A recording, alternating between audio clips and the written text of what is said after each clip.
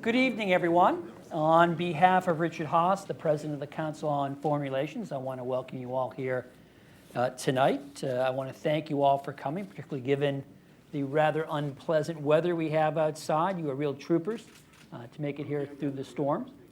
I am Jim Lindsay, the Director of Studies here at the Council on Foreign Relations. I also want to welcome everyone who is joining us via the internet as we live stream tonight's event. Whether you're here in the room or seeing us in virtual space, you're all in for a great treat as we have a timely and important discussion. Tonight's guest of honor is Adam Siegel. He is a tremendous talent. It is my great honor and pleasure to introduce him and also to be his colleague. Adam is the Maurice R. Greenberg Senior Fellow for China Studies here at CFR, and he is Director of the Council's Digital and Cyberspace Policy Program. He is a China hand by training. He has written widely on security issues, technology development, and Chinese domestic and foreign policy. In recent years, he has applied his many talents to cyber and digital issues. He runs the CFR blog Net Politics while still contributing to another council blog, Asia Unbound, both of which you can find on CFR.org. And importantly, given the fact we are in the modern age of communications, you can follow Adam on Twitter at ADS China. I'll repeat that again, at ADS China. Tonight, though, we're not here to talk about what Adam has done in the past or about the blog, but rather we're going to talk about the publication of his terrific new book, The Hacked World Order: How Nations Fight, Trade, Maneuver, and Manipulate in the Digital Age. So please join me in welcoming Adam Siegel. Thank you. Wait, there's a Chinese thing for myself.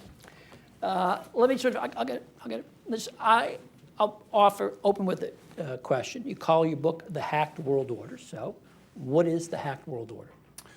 Thanks very much, Jim. And I want to first thank you and the Council for the support of all my work and support of the program and support of the book. And a number of people in the room have been involved in the Council Task Force on digital issues and the working group, and I want to thank them. I've learned a great deal.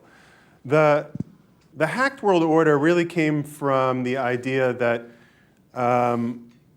we have seen an explosion of concern from nation states about cyberspace. Right? We had portrayed cyberspace as a kind of digital utopia where the individual would be empowered, groups would have access to information, we'd have this free flow of data, and that nation states would kind of wither away over time.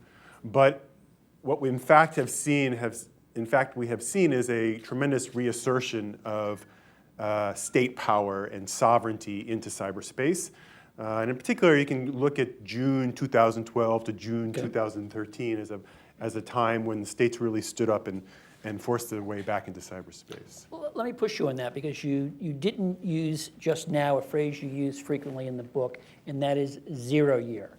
What happened in round about June of 12 that sort of changed things from this utopian world we thought we were in, and we discovered we were in actually someplace very different?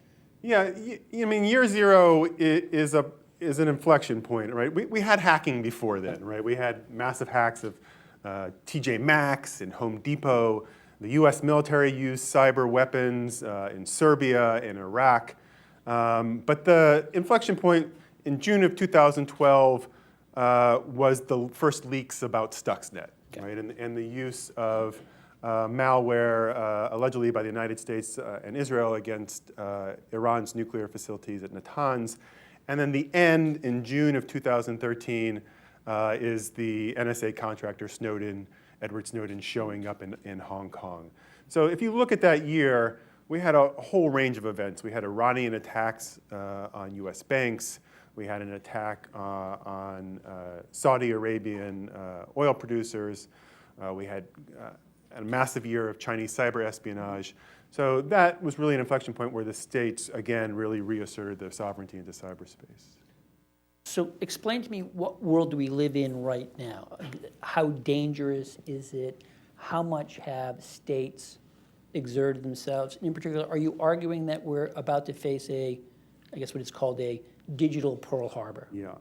I am not a proponent of digital Pearl Harbor or Cyber 9/11 or any other type of kind of out of the blue destructive attack, right? We know that actually creating physical damage is pretty hard for now, right? It seems to be concentrated in nation states, right? Maybe 5 or 7 of them could do it. And it's very unlikely right now that we would get an attack that's totally out of the blue. So the threat is not that. The threat is espionage, disruption, but the threat is going to change over time, and in particular, because our vulnerability is going up, right? Our vulnerability is going up in particular because of what's often called the Internet of Things, right? All of our... Just for me at least, Yeah. maybe people in the audience, what exactly is the Internet of Things? The Internet, one way to think about the Internet of Things is my neighbors refurbished their kitchen. Okay.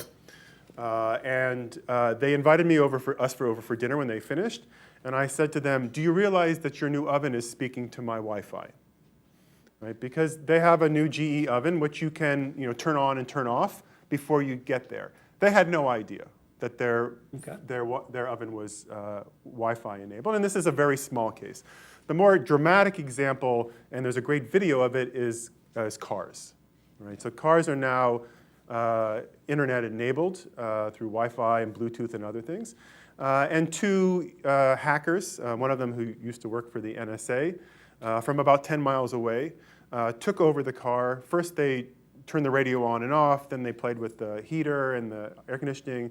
They had the windshield wipers go back and forth, and then eventually they just turned it off. I think that was an episode of CSI. Well, I don't know which one came first. Okay. And that's the world we're moving to, right? We're moving to all these devices being connected, and security is an afterthought. And as those vulnerabilities spread... But Mr. why is security an afterthought, given that we've had many, many breaches, many of them quite well known? I have, I think, 5, 6, maybe 7 different identification protection programs running now that I got for free because I had the misfortune of going to Walmart, then to Home Depot, and apparently some government agency gave away my application. So why is that? There's the original sin, right? When Internet was created as ARPANET, as part of the Advanced Research Program, the idea was to help a small number of scientists access supercomputers, or at the time were supercomputers, but probably had less computing power than my cell phone has now. There was no need for security. Everybody knew each other, right? So once that was built, then the idea was, well, we'll just put security on it. Then there's clear market incentives, right? The companies have an incentive to get as many users as possible, as quickly as possible, right? To create network effects. And so their model has traditionally been, let's push the product out of the door, and then if we find a security flaw, we'll fix it.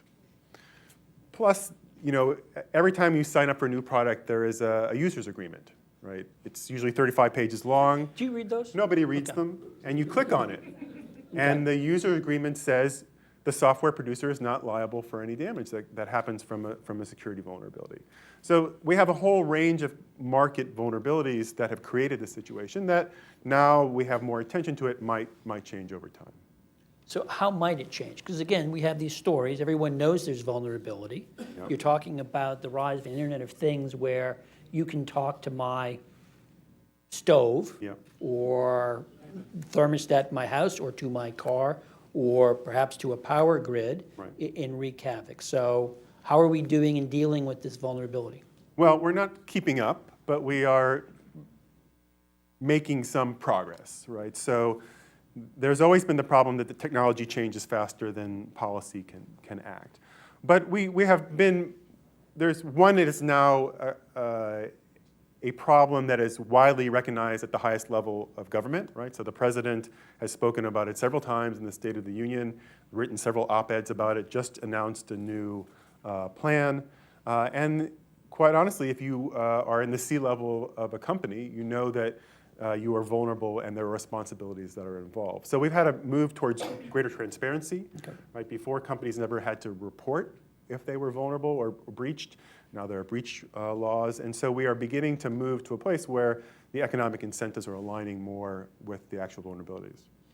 Help me think about the threat and where it's coming from. What I heard you say a few moments ago is that there are only about maybe 5 or 7 states capable of doing this on, I guess, a broad scale.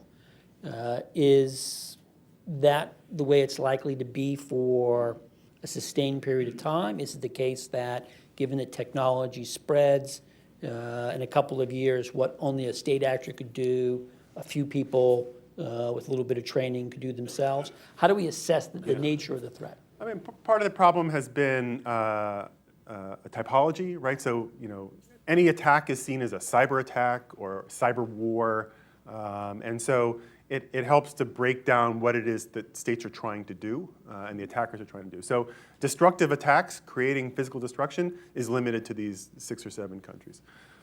Disruption is pretty widespread, right? The Iranians could knock banks offline. The North Koreans can do a lot of disruption by destroying data for Sony.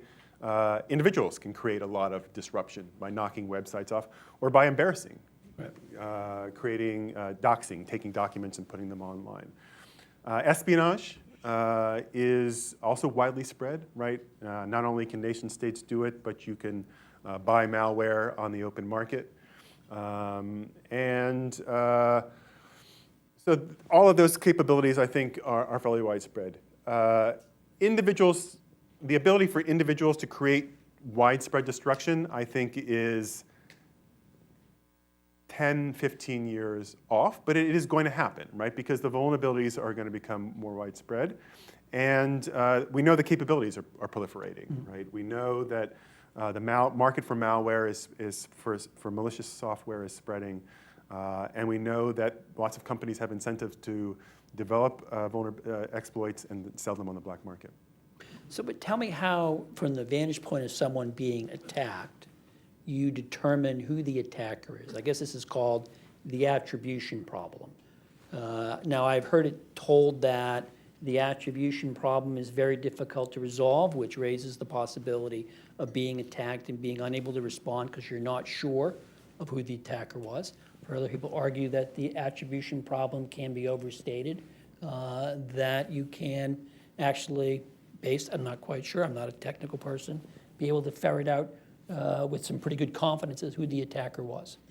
Yeah, the attribution problem, if you have time and resources, is not as difficult as is generally thought of, right? So I think the way that DNI Clapper framed it was attackers should no longer think that they won't be detected.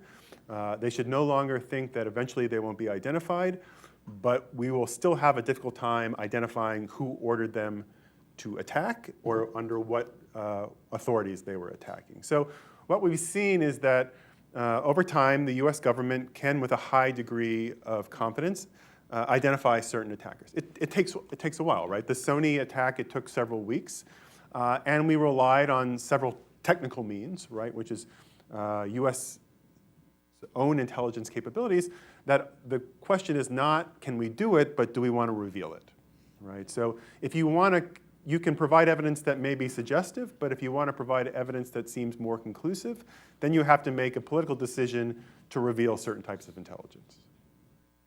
Let's talk about one country that has been accused of a lot of this spying, which is a country you know very well, China.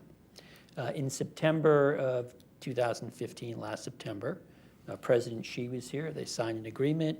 I'm not sure how best to characterize it. We'll do a little bit less commercial espionage. Is that a fair? I'm not sure. I'll let you summarize it. What did the Chinese actually agree to, and do we have any sense that they're abiding by their agreement? So the agreement says that neither side will conduct or knowingly support cyber espionage for commercial advantage, right? So breaking into Apple or Google or any other technology company or any other company and stealing their business secrets to help individual companies. The Chinese have repeated that. They signed an agreement with the United Kingdom soon after they signed the one with the US. They signed on to an agreement that came out of the G20 in Turkey that repeats that phrase. They're supposedly going to sign one with Germany sometime this year. So they've repeated that phrase several times. They've never admitted hacking in the first place, so there is a question about if you say you're no longer going to do something that you've never done before, how much are you going to value? What we've seen, in my perspective, is fairly mixed, right? So again, DNI Clapper has said that he hasn't seen any evidence about what it's gone down.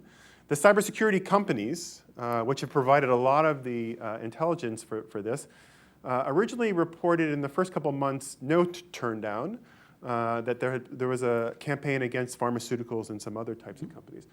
Now they're reporting that what we're seeing is a shift in the hacking, that some of the hacking is going from PLA hackers, from the People's Liberation Army, to the Ministry of State Security, so the intelligence bureaus, which would make sense given that what we're seeing in China right now is a professionalization of the PLA.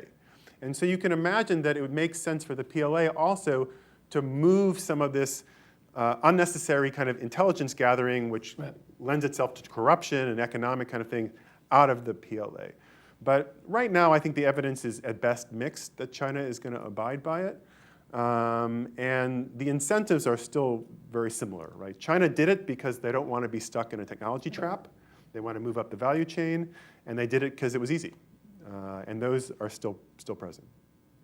You know, one of the things that I was struck by in reading the book and other things you have written is the discussion about even if you identify who your attacker is, it's not necessarily obvious how to respond, or I should rephrase that because you were attacked by cyber or digitally, that a digital response is the best way to respond. Yeah. Sort of walk me through sort of the challenges that the government, finds when they discovered they've been hacked, whether it's espionage or one of these things designed just to disrupt.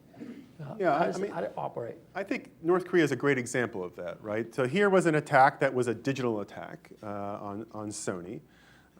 And eventually the United States decided it was worth responding to because of threats to the American freedom of speech and other issues like that. But the chances of us using a cyber weapon to respond to North Korea are pretty slim, right? North Korea has fewer IP addresses in total probably than the 3 blocks around the council in DC, right? So, there aren't enough targets to think about we have to respond by a cyber weapon. And there are lots of reasons why you wouldn't want to respond by a cyber weapon, because lots of other countries you're trying to deter might not see it, right? So North Korea went offline, was knocked offline soon after the president announced that we would retaliate in a time and place of our choosing. And everyone said, oh, this must be the US. But in the end, it probably was not the US. There would be a reason to do it that way publicly because you send a message to other countries, but most cyber attacks would not be seen. And so you can imagine that sanctions are a pretty useful tool because you're sending a signal, here is a line, and there is going to be a public response. Let me shift gears a second. You directed the Council's task force on cyber policy back in 2013. And as I recall, one of the main arguments or hopes that the task force report laid out was a desire to keep the internet open and free. Yeah. And one of the fears it raised was what I guess sometimes is now referred to as the splinter net, that rather than being this unimpeded highway where people all around the world can connect with each other, that countries are opting out or putting up roadblocks to that. What is the status of that? Yeah. And to what extent should Americans be concerned? I often think about that week before the task force came out, because the task force was built on 3 assumptions. Right. That the United States was basically seen as a positive force, that we had a consistent message about a global, open, reliable internet. That we had an important partner in the US technology community, and that of course, that we had some differences, but we were pushing in the same right. direction. And that we had important new partners, in particular in Germany and Brazil, right? That these could be very useful kind of partners as we promoted our vision of cyberspace. So I felt pretty good about all 3 of those assumptions. And then Snowden showed up in Hong Kong, and all 3 of those were blown up, right? it became very hard to think. All of those things kind of fell away. And even in the time that we were writing the task force report, there was a debate internally: was the world splintering or fragmenting, or had it already happened? And I think there was a sense in the report that it was already happening, but we should still push forward this goal of an open internet. And in the book, I use the analogy of kind of arms control. Is that the president has announced that a nuclear-free world is our ultimate goal, but nobody expects we're going to achieve that in the immediate near term. And the same is true with a global open internet. That should be our long-term goal. But we're going to face severe challenges to that, and we can see that across the board. China, of course, is the easiest example with its push for cyber sovereignty, but we see it with the European Union and the demands for data localization. We see it in Brazil. We see it across the board. The task force report came out just before the Snowden revelations. Your book has come out just as the U.S. government has asked Apple to help it unlock an iPhone, and Apple has declined, now leading to what I assume will be a protracted legal wrangling. How does that all fit into your assessment of where we stand in the hack world order? It fits in the sense that one of the predictions I make in the book is that we're never going to put the U.S. government and the companies back together again. Basically, in part because of this encryption debate, which is driven by foreign markets, right? And U.S. companies, are now doing the majority of their revenue abroad, right? So, and last year, for example, Apple, 25% of revenue was in China, and without that, they would have had a 1.6 or 1.7 growth rate. So it was all coming from China. Facebook, Intel, all these companies rely on foreign markets. And the Snowden revelations created this situation where U.S. companies had to create as much distance between themselves and the U.S. government as possible. And encryption has been one of the ways of doing that. That's not going to change, right? Foreign markets are still going to be dependent, companies are still going to be dependent on foreign markets. And the ability to craft a solution that allows companies both to respond to what the U.S. government has a legitimate right to and the Chinese government says it has a legitimate right to is going to be almost impossible. So in the book, I basically say that's going to be really hard. There are lots of little easier things we can do to rebuild trust. Government procurement is really bad. We should get that to be better. Talent is a real issue. We can work on that. But this Apple encryption thing is going to go on for a long time, and you can, I don't know. I've lost the count of the number of commissions that have been created or are being created to study this issue. One last question before I bring in the audience into our conversation. You started out by noting that there were great hopes at the beginning of the digital age that we were in a utopia that was going to break down boundaries. We discovered that if we ever were in the Garden of Eden, we've since been expelled. We're now in a jungle. You're worried about sort of a very Hobbesian world.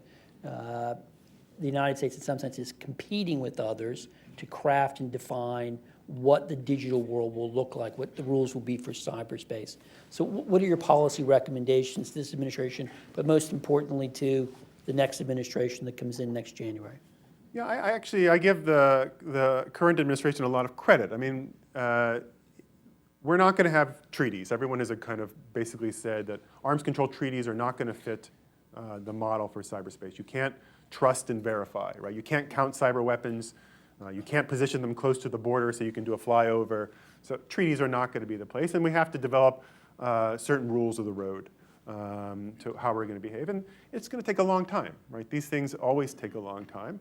But the administration has made some important steps through this process through the UN called the Group of Government Experts. It's a pretty low bar right now. One of the norms we've agreed to is, you should not attack another country's critical infrastructure during peacetime. Well, you're not supposed to attack other countries during peacetime anyway, so it's a pretty low bar right now. It's going to be a long process. There's been a debate constantly between how do you go about doing this? Do you get right with your like-minded friends first and then go to the people that you have difficulties with? Or do you try to engage as broadly as possible? And I'm in the like-minded school. I think it's probably going to be easier, and because I think the world is fragmenting, that we need to get right with our friends first. We need to have a clear set of what the thresholds are, where we can draw some lines, what things governments are going to respond to and which ones are the private sector's responsibility are. And after we decide that with the Europeans, hopefully the Brazilians and the Indians, then we can turn around and talk to the Chinese and the Russians. And you put the odds of that at, are you an optimist, a pessimist? Did Paris make a difference? I always like to say I'm like Gramsci. I am a optimist of the spirit and a pessimist of the intellect. So I am not particularly optimistic, but I do think we have made some progress, particularly with Brazil. Right, Brazil moved a lot closer to our position on things like how the internet should be governed, and we have a particularly strong relationship with India right now. So we could make more progress than I would be expecting. Okay, I want to bring the audience into the conversation. I'm going to ask people if you would like to ask a question, to raise your hand. I'm going to ask that you wait until we bring the microphone to you. When you receive the microphone, speak into it. But first, before you ask your question, state your name and affiliation. We'll go here right to the front. Louise Shelley, George Mason University. I know that you're focusing on state actors, but some states are using criminal and non-state actors to achieve their objectives. And are you addressing this in your book? I do. So one of the distinctions I make about how states think about it is their willingness to use proxies. And so what we've seen is, for the most part, the liberal democracies are pretty uncomfortable with the idea of proxies for offensive operations, either disruptive or destructive. But China, Russia, North Korea, Iran are much more comfortable with it. And how to deal with that is going to be a real issue for us. Right? We have Title 10 and Title 50 and Title 18. We have, What are those, just for people who? Title 10 deals with what the DoD deals with. It's federal law. Federal law about what the responsibilities are, right? All of these things were written at a time when there were external threats and internal threats. But the thing about cybersecurity is that their threats are both external and internal at the same time. And other states, nation states, don't have to worry about those distinctions like we do.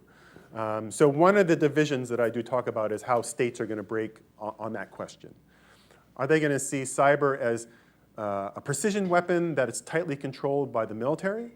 Or are they going to see it as mostly as politically disruptive and use lots of different instruments to push it out?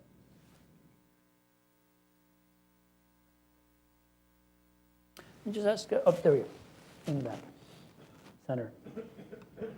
I'll just use the old voice. So, tell me your view as to whether the federal government is getting together its act and going after this with the intensity that needs to be addressed. And particularly given that the responsibility within the federal system is divided between the military and Homeland Security and so forth, you know that. Do you see the stovepiping coming in? Is that a problem? Or are we having a good coordinated effort among the several agencies and departments? Thank you, Senator Warner. Yeah, I think the stovepiping is still a major problem, right? And one of the things I think we need to get right is a clear set of understandings about who is responsible for what. And that has been harder to work out. We saw this with the Sony attack, right? How did we define it? Right? The president eventually came down on cyber vandalism, which was not a phrase that had been widely used before or had a clear policy implication. Senator McCain preferred cyber war, right? Which has a clear implication that should be DoD or NSA or others respond to it. So I still think that we're struggling to figure out who it should be responding, and this has been happening for 20 years, right? We've had a constant debate about, well, should it be a civilian agency, as you know, should be the DHS, or we all know that most of the expertise is in the NSA, so how do we make sure that the two work together? And we've been trying that through information sharing and other things that have those agencies work together. But I think the issue, and I think the president's appointment of a CISO, of a Chief Information Security Officer, is an attempt to work through this stovepipe problem. But without budgets and the ability to convene, then I'm not particularly optimistic about that. Up here in the front. Thank you. David Bray, Federal Communications Commission Chief Information Officer. Question of, are we possibly trying to apply the wrong analogies? There's nothing in the physical world that guarantees 100% security. I don't think any one of us would stand up and say, I never want to get sick again. And so maybe we need to look more towards where public health or resiliency, which is more defense in depth and more of a response that is about rapid identification, rapid containment, mitigation of it, as opposed to trying for the goal of 100% security.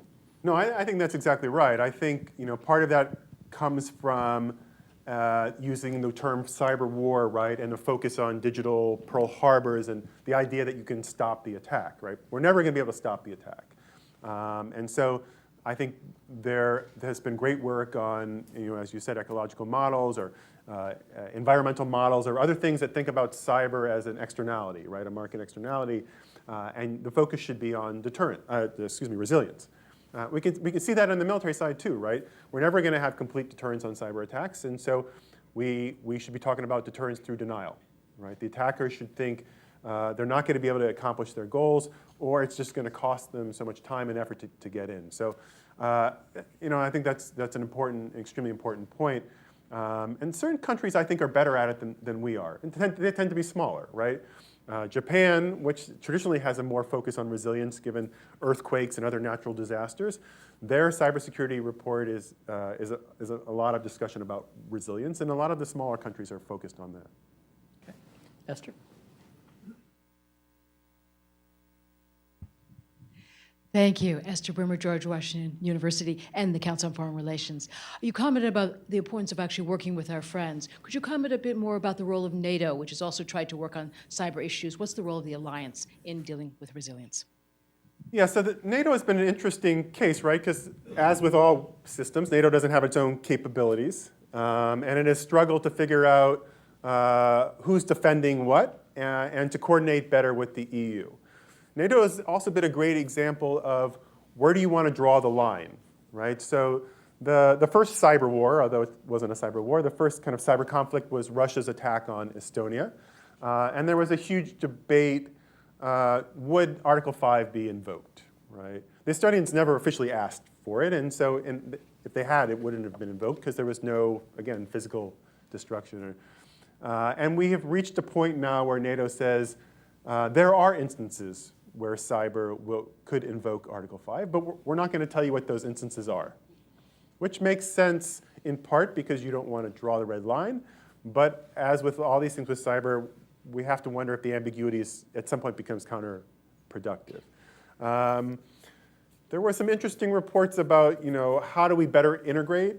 Because for a while it looked as if the US was not doing a very good job of, other than the Brits, of briefing and discussing our capabilities. I think that's improved since kind of the early stages of the administration.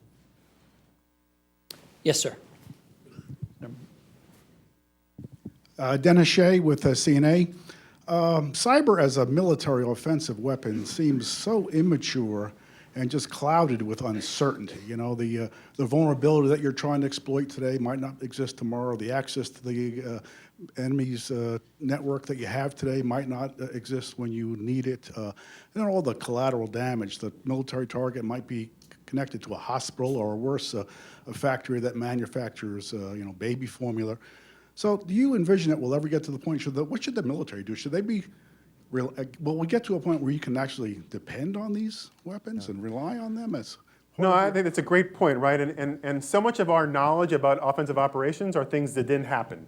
right? For all the reasons that you suggested, right? We saw several leaks around the operations in Libya that the U.S. considered using cyber attacks on Libyan air systems, but then decided against it for many of the reasons that you suggested, that would it work? Would they be patched between the first attack and the second attack? How would we know that they worked, right? When you blow things up, you know it worked right away. Would it spread to other systems? So I think that's why we haven't used them that often, quite honestly. Because But to be fair, if they were to use them, they aren't necessarily going to brag about using them as well. no, that is also true, but the limited cases we have a public, those debates still came in, right? So during the Iraq War, there was a real concern about spreading from one financial system to the next. I think we're moving to a point, right, where that certainty is going to go up, but it's never going to be as high it is for a physical. We're never going to have the RAND wheel, right, that shows you the explosion and how far the explosive waves go out and what the damage is going to be. I think it's going to be a limited use weapon for the most part, especially for the U.S., which is going to have conventional superiority over many, if not most, of its potential opponents. For other countries, they may be more willing to risk it. Yes, Jessica. Jessica Matthews, Carnegie Endowment. I take your point that at a simple level, counting warheads or counting weapons, there are not lessons in arms control. But I wondered how hard you looked at both deeper in arms control and at other issues of widespread mutual vulnerability. Jim mentioned Paris, and I assume he meant the terrorist attacks, but I was thinking climate. For lessons so that we don't have to invent the wheel completely. Yeah. Do you feel like we've really plumbed the depths of what we've learned already in other issues? So there are people who have turned, for example, to the biological and chemical weapons treaties, right? Those would match to cyber more, right? Because it's more dual use, and it's harder to figure out where things are located, and they could be spread out. So that might give us some in the model, but again, you're trying to control math. And it's going to be very hard, I think, to be able to have a degree of certainty. It may be that we will settle for what we got for biological and chemical, which had widespread cheating, right? So we may accept that on the thing. I think the idea of mutual vulnerability is what's happened or is happening with the great powers, right? So the Chinese have traditionally thought that they were less vulnerable than the United States, but that's changing over time, right? Both because the Chinese economy is GDP now, internet-based economics is actually higher than the US, about 4% to 3%. And the PLA, the People's Liberation Army, wants to look more like the US military, right? It's becoming more net-centric. So they're going to have many of the vulnerabilities that we have. Right? And so you can imagine that we do get to a point of some shared vulnerabilities where you could then begin to start having some discussions that look more like traditional arms control, but it is going to be, I would think, trust-based and could easily fall apart once a conflict started. There would be, arms control agreements before a conflict. All the way in the back. Sorry, my eyesight's bad. I apologize. Excuse me. Hi, I'm Rebecca McKinnon. I'm with the New America Ranking Digital Rights Project. Excuse me, I have a cold. I have a question just in this new environment. One of the other dimensions is you have states carrying out cyber warfare against their own citizens or against other groups, and as an expert on China, you're very familiar with how that happens, or against other non-state actors that states consider to be their enemies for various reasons, including companies. And of course, the reason why Google pulled much of its operations out of China was because the Chinese government was carrying out cyber attacks against its own people or trying to via Gmail. And so in this case, and this sort of brings us back to the Apple situation, individuals that are under attack by states, the entities that they turn to for defense and security are not governments primarily, but companies, right? And so companies are playing a very interesting, I think, cross-cutting geopolitical security role, which is very much foremost in Apple's mind, obviously, in the decisions it's making. But also, you have other companies that are serving as arms dealers for the governments that want to wage war against their citizens or political opponents and so on.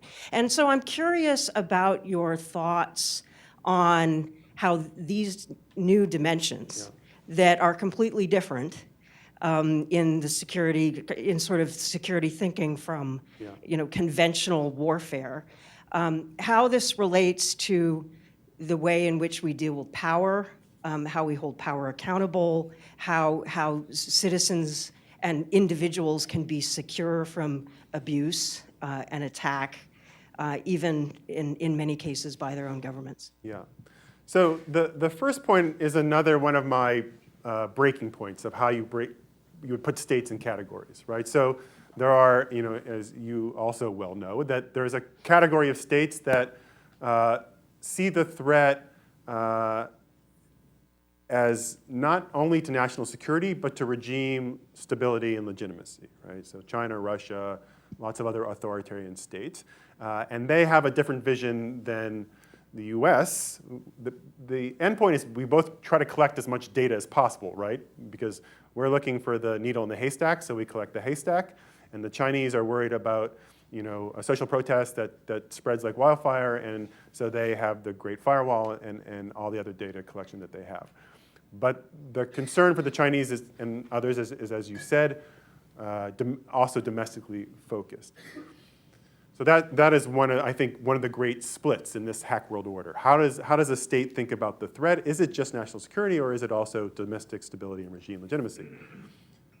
Then the second part of it is also, as you said, we have all of these private actors who are now acting as states, right? So not only in the case of, I just saw that Google just announced the Shield, right, to defend news websites from massive DDoS attacks and other types of attacks. But the cybersecurity companies, right, are acting like intelligence agencies, right? We learned about Stuxnet because, Ralph Langer and Symantec and all these other people put it out in the public, and we've learned about numerous NSA operations, Kaspersky and all those other things. So the other big question is how do the states think about these private actors, and how do they harness them for their goals? And that used to be one of the great strengths of the US, is that we were generally pushing in the same direction. Now we're pushing in many, many directions. It's easier for China and Russia because the distance between the state and private actors is much narrower. But I'm certainly not optimistic long term about where China is going to be. But as Chinese companies become global, they're facing some of the same pressures, right? Xiaomi had questions asked about where are you storing the data for Southeast Asian users, and they had to come up with some kind of response. I don't believe it, but somebody from Huawei the other day said, oh yeah, we support Apple, right? They should be encrypting everything. It doesn't cost Huawei anything to say that, but so you can imagine that the pressures are similar on Chinese companies as they go global.